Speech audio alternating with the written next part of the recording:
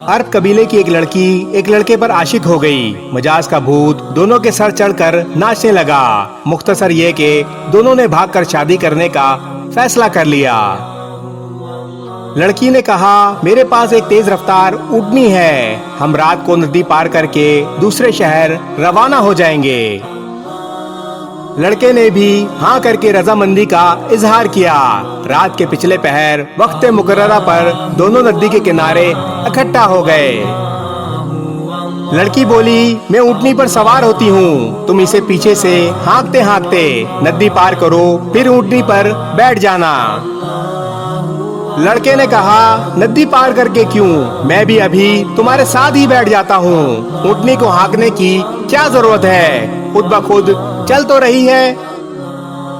लड़की ने कहा, इसका बाप भी हमारा पालतू ऊँट था, इसकी आदत थी वो बीच नदी में जाकर बैठ जाता, पानी देखकर मस्त हो जाता और मारने पीटने पर भी ढीठ बना रहता। ये ऊँटनी भी पानी में जाकर बैठ जाती है, आदत है इसकी भी, तो इसलिए तुम्हें कह रही हूँ कि इसको पीछे से हाँकते जाना, फिर नहीं बैठेगी। इस तरह हम जल्दी नदी पार कर जाएंगे और हमारा वक्त बच जाएगा और हम सुबह होने से पहले शहर से दूर निकल जाएंगे।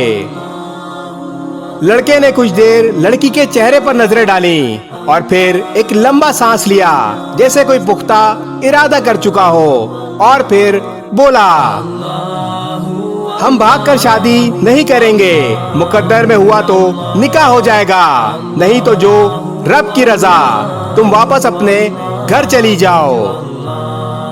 लड़की ने कहा, मगर क्यों, अचानक क्या हो गया तुम्हें? इस पर लड़के ने कहा, इस ऊँटनी के बाप की खसलत इसमें मुंतकिल हो गई है, तो क्या मेरी खसलतें मेरी बेटी और आने वाली नस्लों में मुंतकिल नहीं होंगी? आज मैं तुम्हारे साथ भाग रहा हूँ, कल मेरी बेटी किसी और के साथ भाग जाएगी।